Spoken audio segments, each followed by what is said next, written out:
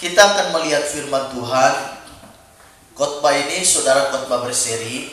Hari ini saya akan menyampaikan dengan tema khotbah menjadi gereja yang dewasa.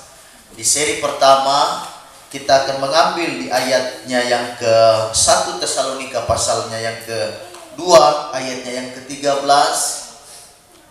yaitu dengan topik khotbah. Temanya tetap sama, menjadi gereja yang dewasa. Tetapi dalam beberapa seri ke depan saya akan sampaikan dalam 3 seri. Dan seri pertama ini, bagaimana supaya saya dan saudara kita gereja Tuhan menjadi gereja Tuhan yang dewasa. Mari kita lihat 1 Tesalonika pasal 2 ayatnya yang ke-13. 1 Tesalonika pasal 2 ayat 13, kita baca ayat ini bersama-sama saudaraku. 1 Tesalonika 2 ayatnya yang ke-13, 2-3 mulai. Dan karena itulah kami tidak putus-putusnya mengucap syukur juga kepada Allah, sebab kamu telah menerima firman Allah yang kami beritakan itu, bukan sebagai perkataan manusia, tetapi dan memang sungguh-sungguh demikian, sebagai firman Allah yang bekerja juga di dalam kamu yang percaya. Katakan amin. Bagaimana menjadi gereja yang dewasa di akhir zaman? Yang pertama adalah, seri pertama adalah mencintai firman. Ini yang kita akan bahas. Paulus berkata kepada jemaat yang ada di Tesalonika, aku bersyukur karena kamu mendengarkan firman yang kami sampaikan. Jadi kekuatan gereja menjadi dewasa di akhir zaman adalah tentu saya dan saudara, kita harus terkoneksi, kita harus terhubung dengan firman Allah, yaitu adalah Allah itu sendiri. Alkitab seringkali saudara mengaitkan atau memberikan petunjuk tentang bagaimana gereja yang dewasa itu. Gereja harus menjadi gereja yang dewasa, gereja yang sempurna. Menjelang kedatangan Yesus pada kali yang kedua, memang kita harus dewasa di dalam Tuhan, melayani pekerjaan Tuhan, membutuhkan orang-orang yang dewasa secara kerohanian, saudara. Dan Alkitab seringkali mengaitkan tentang bagaimana gereja yang dewasa itu. Misalnya, ladang sudah menguning, tuaian sudah menguning, tinggal siap untuk dituai saja. Ada lagi, kamu hanya minum susu. Jangan kamu meminum air susu saja, tetapi kamu juga harus makan makanan yang keras. Ada lagi, pohon yang tidak berbuah akan ditebang. Ada lagi, kita dikaitkan atau kita disamakan, kita juga seperti mempelai Kristus pada kedatangan Yesus pada kali yang kedua. Yang bisa menikah itu kan orang dewasa, dan kita dalam mempelai. Alkitab menggambarkan kita dalam mempelainya Kristus. Yesus datang menjemput kita adalah mempelainya. Jadi semua mengarah kepada kedewasaan. Kalimat-kalimat tadi semua mengarah kepada kedewasaan. Bagaimana menjadi gereja yang dewasa? Mencintai firman. Saya dan saudara mencintai firman. Manusia tidak bisa hidup tanpa makan, betul. Namun Alkitab mengajarkan bahwa ada sesuatu yang lebih penting, lebih berharga daripada makanan, yaitu firman Allah. Matius pasalnya yang keempat, ayatnya yang keempat. Saya akan baca ayat ini. Matius 4 ayatnya yang keempat. Tetapi Yesus menjawab, ada tertulis, manusia hidup bukan dari roti saja, tetapi dari setiap firman yang keluar dari mulut Allah. Firman Allah adalah makanan rohani. Jika tubuh lapar, kita perlu makan. Tetapi kerohanian kita haruslah disegarkan dan diberi makan oleh apa? Firman Tuhan. Supaya kerohanian kita makin kuat, kita makin mengandalkan Tuhan dalam segala sesuatu. Kesaksian tadi contohnya luar biasa. Vonis dokter bisa meleset. Dokter sudah bilang dia lahir nanti cacat. Dia lahir nanti akan begini, punya kelainan, punya kekurangan, nanti mentalnya terganggu dan lain sebagainya. Tetapi ketika kita berdoa, kita percaya firman Allah adalah Allah itu sendiri memberikan kuasa. Kita lihat begitu mereka kontrol lagi, Bu Yani kontrol lagi tadi, luar biasa. Tadi kesaksian. Mereka kemarin kontrol, dokter mengatakan bahwa semua baik, kondisi baik-baik, tinggal tunggu melahirkan saja. Jadi kita lihat bahwa firman Tuhan adalah makanan rohani. Jika tubuh lapar, kita perlu makan jasmani. Tetapi kalau kerohanian kita haus, jiwa kita pun haus, kita maka perlu firman Allah untuk menguatkan kita. Saudara tahu firman Allah itu manis. Dia lebih manis daripada madu dan gula. Kita akan lihat Mazmur 119 ayatnya yang ke-103. Mazmur 119 ayat 103. Betapa manisnya janjimu itu bagi langit-langit, lebih daripada madu bagi mulutku. Firman Allah manis. Dia menyejukkan hati. Dia memberikan sukacita di hati. Manis. Firman Allah sangat luar biasa. Jadi cintai firman Allah. Firman Allah memberikan apa? Memberikan kesejukan di dalam hidup kita. Dia lebih manis daripada madu. Janjimu manis pada langit-langitku, pada mulutku. Jadi firman Allah itu sangat luar biasa. Kita tentu semua pernah mencicipi dan merasakan manisnya madu. Wah, kita berkata manis sekali madu. Tapi ada yang lebih manis daripada madu. Firman Allah. Firman itu sangat luar biasa. Kalau kita mengamininya, hidup yang terasa pahit, terasa hampa, kita berkata, wah hidup ini pahit sekali. Percaya, firman Allah memberi rasa yang manis. Sehingga hari-hari kita jalani dengan penuh sukacita bersama dengan Tuhan. Jadi kalau firman Allah manis, berkatnya pun manis, ya, kasih sayang Tuhan juga manis bagi saya dan saudara. Jadi makanan jasmani hanya sementara, tetapi firman Allah itu kekal selama-lamanya. Yesaya 40 ayat 8, makanan hanya sementara, tetapi firman kekal adanya. Yesaya 40 ayat 8, rumput menjadi kering, bunga menjadi layu, tetapi firman Allah kita tetap untuk selama-lamanya. Rumput menjadi kering, kata Yesaya. Bunga menjadi layu, tetapi firman Allah itu kekal. Dia bertahan. Tidak ada sistem kadaluarsa pada firman Allah. Dia bukan seperti label makanan yang sehingga di setiap supermarket, toko-toko itu harus dicek. Karyawan sibuk hanya ngecek. Ini kadaluarsanya tahun berapa, tanggal berapa, dicek terus. Kalau sudah mau mendekati kadaluarsa itu sudah lewat, mereka ambil, mereka pindahkan. Takutnya nanti konsumen mereka komplain. Firman Allah tidak ada kadaluarsa. Dia bertahan kekal selama-lamanya. Dia manis terus. Dia luar biasa terus. Kita harus percaya pada firman Tuhan. Firman memberikan arah dan kehidupan. Yohanes pasal 6 ayatnya yang ke-63. Yohanes pasal 6 ayatnya yang ke-63, firman Allah berkata, Rohlah yang memberi hidup, daging sama sekali tidak berguna. Perkataan-perkataan yang kukatakan kepadamu adalah roh dan hidup. Mengarahkan firman Allah, mengarahkan hidup kita. Kita percaya firman, kita akan hidup. Karena firman Allah adalah kekal selama-lamanya. Jadi mari kita biasakan diri mendalami firman Allah. Hari Jumat saudara bisa hadir dalam doa dan puasa. Kita galakan pembacaan Alkitab dari Kejadian sampai dengan kitab Wahyu. Sekarang kita baca sudah sampai di Yeremia. Kita baca terus rutin setiap hari Jumat dalam doa dan puasa. Kita baca bisa 2 pasal, 3 pasal, sampai kita bisa selesaikan. Karena di sana ketika kita membacanya ada firman yang menguatkan kita.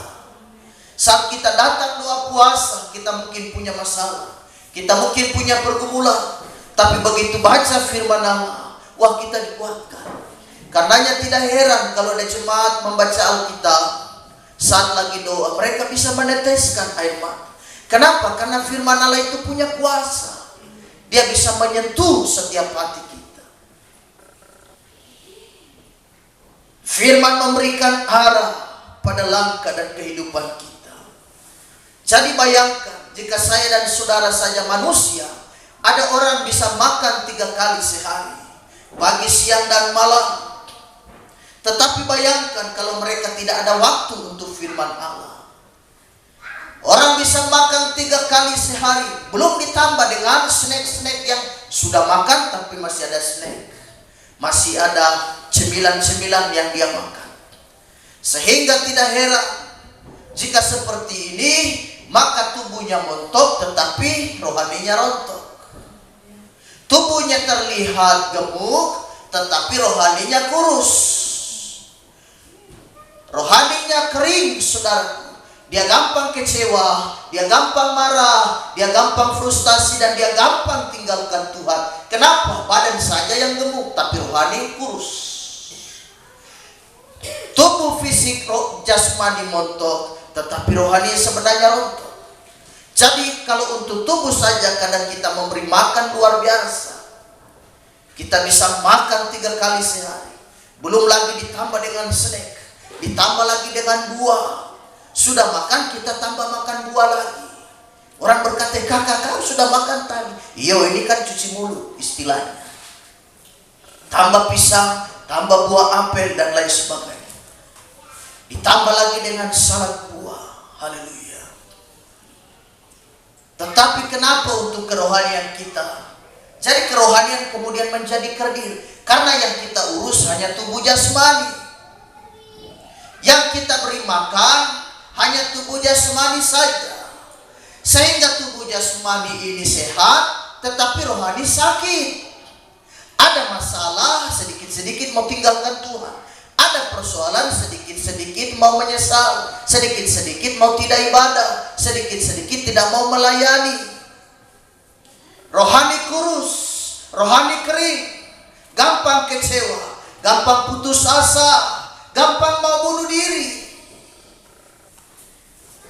Jadi kalau untuk tubuh jasmani kita beri makan luar biasa, maka rohani juga membaca firman, kita mendalaminya, kita merenungkan firman itu siang dan malam. Jadi jasmani jangan hanya terlalu urus pusingnya jasmani, yang tubuh fisik ini. Kita juga harus pikir yang rohani. Kita pikir rohani untuk apa? Hidup yang kekal. Jadi ini luar biasa.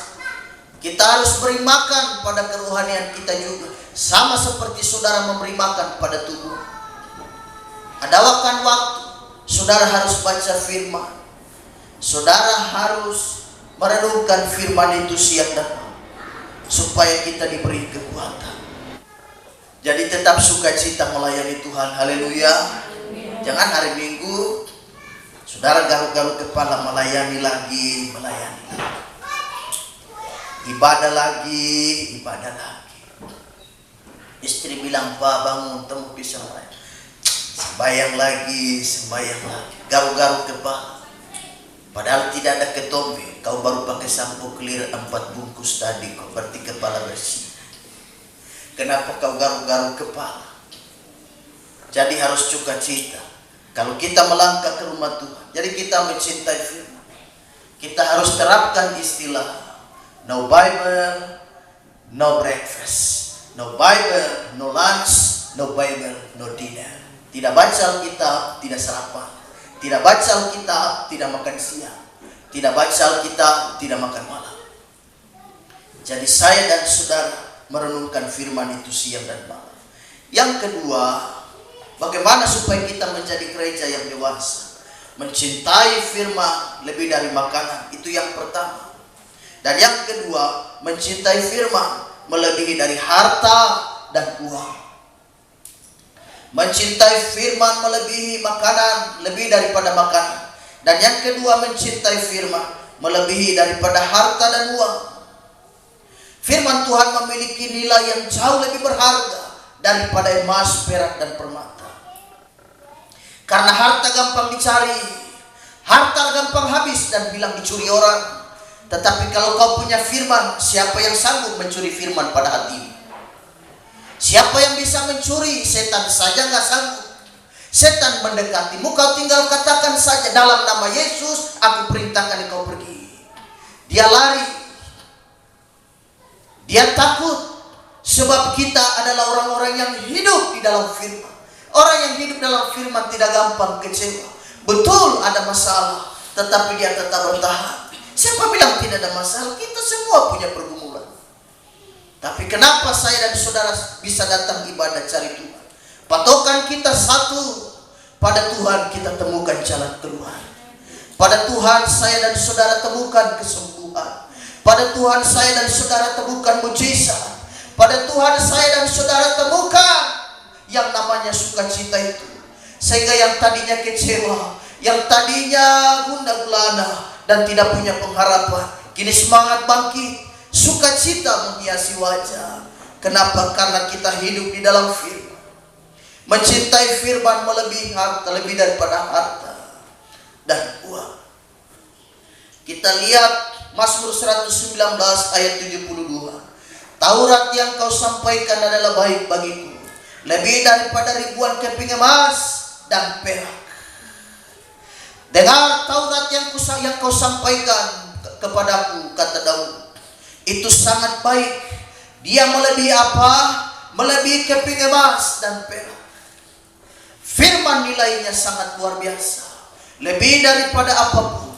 Matius 6 ayat 19 sampai 20 juga berkata, janganlah kamu mengumpulkan harta di bumi. Di bumi ngengat dan karat merusakkannya, dan pencuri membongkar serta mencurinya. Tetapi kumpulkanlah bagimu harta di sorga, di mana di sorga ngengat dan karat tidak merusakkannya, dan pencuri tidak membongkar serta mencurinya. Firman punya nilai yang sangat luar biasa. Dia melebihi perak, emas, dan apapun itu yang saudara bangga-banggakan. Dia melebihi dari segala sesuatu. Karena ketika kita temukan firman, kita hidup dalam firman, maka kita dapat seluruh bumi. Kita dapat yang namanya Yesus Kristus. Dan Yesus Kristus itu adalah pemilik segala sesuatu. Jadi mencintai firman lebih daripada perak, lebih daripada harta dan uang. Orang lebih cinta harta, orang lebih cinta uang, sehingga mereka menjadi hamba. Hidup mereka dikontrol oleh uang, sehingga biar hari Minggu pun pergi ngojek, biar hari Minggu pun pergi jualan, biar hari Minggu pun pergi lakukan segala aktivitas dunia untuk cari uang. Mereka lupa bahwa sumber uang itu adalah Yesus Kristus. Mereka sampai tidak ada waktu untuk Tuhan. Dia lupa kalau Tuhan pemilik segala sesuatu. Orang dengan gampangnya kasih berkat buat kita, sedangkan orang lain susah untuk mencarinya dan mendapatkan. Kita gampang-gampang aja.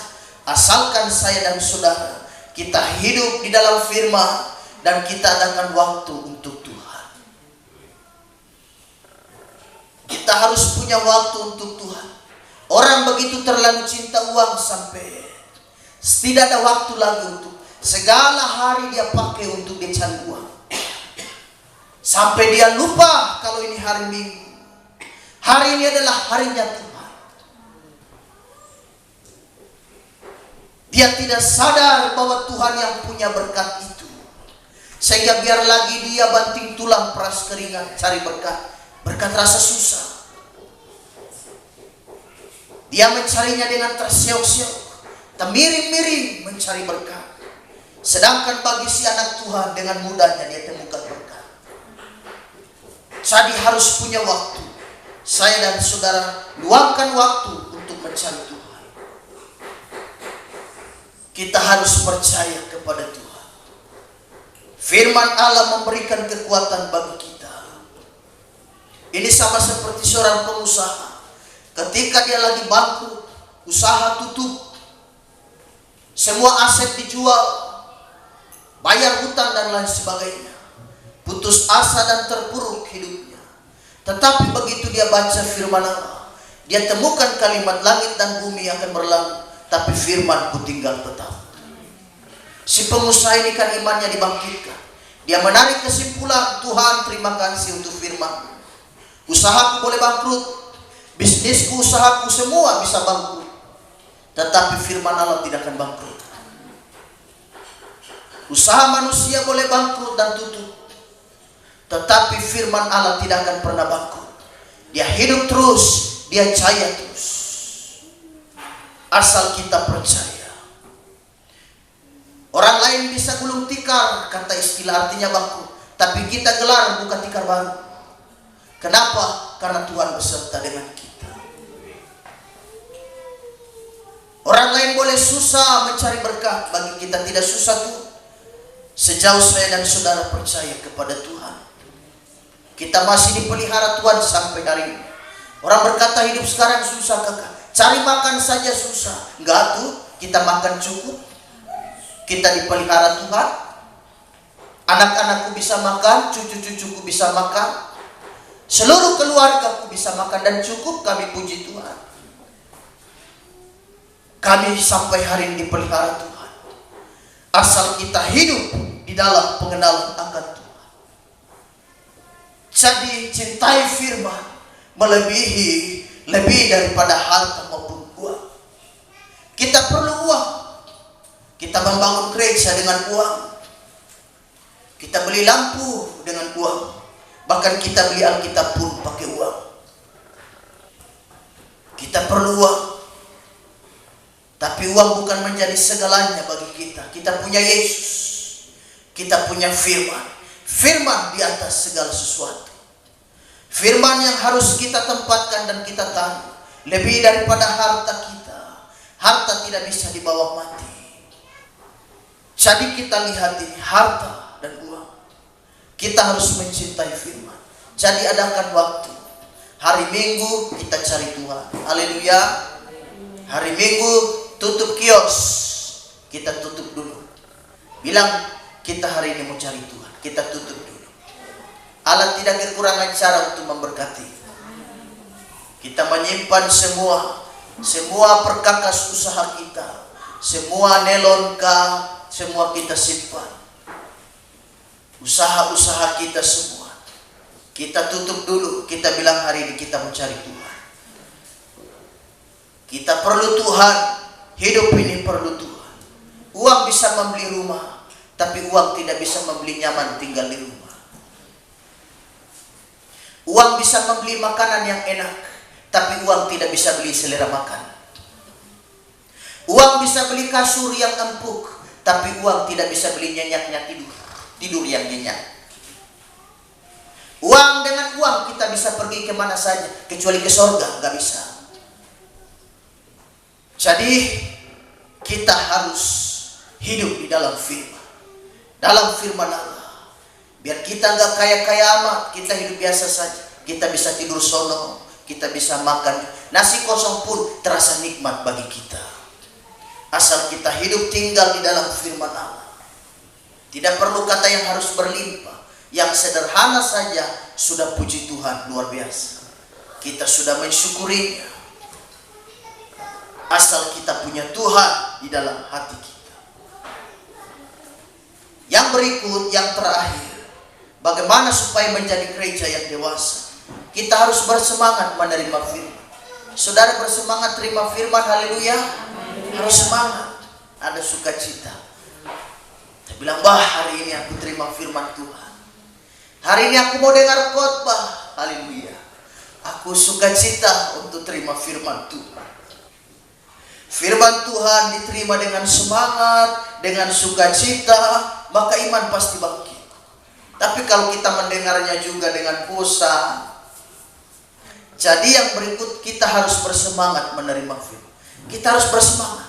ada sukacita dengar khotbah. Jangan lagi khotbah papa sedikit keluar, alasan kamar mandi,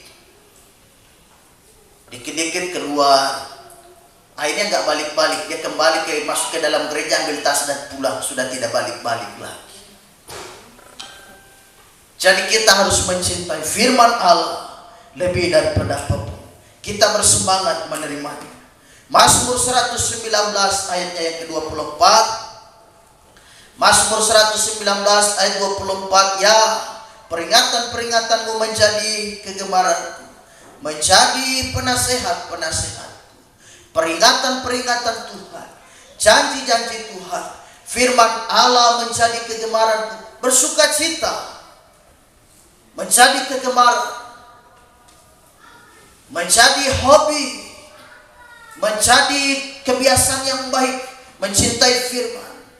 Apa-apa dia selalu suka sama firman Allah. Matius 7 ayat 24. Matius 7 ayat 24, setiap orang yang mendengar perkataanku ini dan melakukannya, ia sama dengan orang yang bijaksana yang mendirikan rumahnya di atas batu. Firman Allah membuat kita hidup bijaksana. Biar kita sekolah tidak tinggi-tinggi, tapi kita kalau takut Tuhan, kita percaya firman, kita bisa menasihati orang. Sehingga orang berkata, kakak ini memang dia sekolah tinggi. Padahal tidak. Kita hanya tamatan SD, tetapi karena hanya kita hidup dalam firman, firman mendewasakan kita. Firman membuat kita cerdas. Firman yang membuat kita pintar. Jadi firman ini harus kita pegang erat-erat. Saudara jangan lepaskan firman. Saudara harus punya kebiasaan untuk mencintai firman. Lukas pasal 24 ayat 32. Lukas pasal 24 ayat 32, ini ada kisah dua orang perjalanan ke Emmaus. Perjalanan, saat mereka melakukan perjalanan, kata mereka seorang kepada yang lain, bukankah hati kita berkobar-kobar ketika ia berbicara dengan kita di tengah jalan dan ketika ia menerangkan kitab suci kepada kita? Siapa yang berbicara dengan mereka waktu di tengah jalan? Yesus Kristus. Mereka saling memandang satu dengan yang lain dan berkata, bukankah waktu dia berbicara hati kita berkobar-kobar? Kata-kata Yesus rupanya membangkitkan semangat mereka. Kata-kata Yesus memberikan apa? Memberikan sukacita, mendorong mereka, memotivasi mereka. Jadi firman itu membuat kita makin bersemangat di dalam Tuhan. Kalau kita hidup di dalam firman, kita makin semangat cari Tuhan. Kita makin semangat melayani. Bukan kita tambah malas, kita tambah bosan, enggak. Tetapi kita makin sukacita dalam melayani. Bukankah perkataannya itu membuat hati kita berkobar-kobar? Kata seorang kepada yang lain, kawannya yang satu.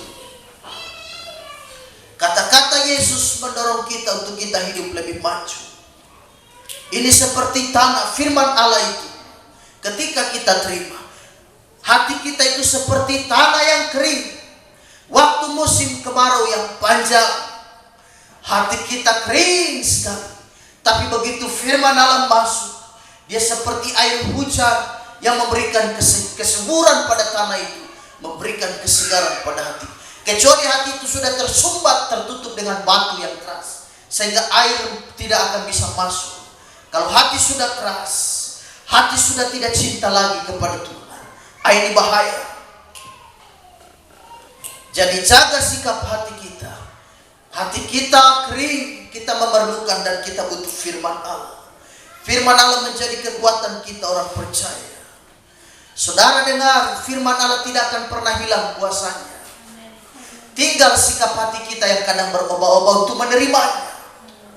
Saudara tahu, siapapun yang menyampaikan khotbah di sini, siapapun yang menyampaikan kebenaran firman Tuhan yang saudara dengarkan, firman Allah tidak kehilangan kuasanya. Karena firman Allah itu dia kekal, baik kemarin, hari ini, dan bahkan selama-lamanya. Yesus Kristus tetap sama. Kuasanya tetap sama, mujizatnya tetap sama, firman-Nya tetap sama, tidak pernah berubah. Itu yang saya katakan. Mau ibu gembala ke, mau bapak gembala ke yang sampaikan firman, firman tidak kehilangan kuasanya. Hanya sikap hati kita saja yang berbeda-beda untuk menerimanya. Ada yang menerima sukacita, tapi ada juga yang menerima dengan perasaan bosan, dengan hati yang tidak suka. Tergantung jemaat menerimanya. Tapi firman itu punya kuasa. Firman itu kuasanya tidak akan hilang, tidak berubah kuasanya sedikit pun. Tinggal tergantung sikap hati kita. Yang berubah itu hati kita. Bisa minggu ini sedang terima firman, minggu depan bisa berbeda lagi. Sedangkan firman yang disampaikan kuasanya tetap sama. Baik majelis yang menyampaikan firman, sama aja, kuasanya sama, tidak pernah berubah. Yang berubah sikap hati kita waktu kita mendengarkan firman. Sikap hati kita bagaimana? Kita mengamininya. Kalau kita mengamininya, kita percaya, kita terima mujizat. Jadi tetap percaya, tidak ada yang mustahil bagi Tuhan. Terima firman Tuhan. Kesaksian-kesaksian yang disampaikan hari ini menguatkan iman kita semua. Kita harus tetap percaya. Tuhan Yesus memberkati. Biarlah firman memberkati kita semua. Haleluya.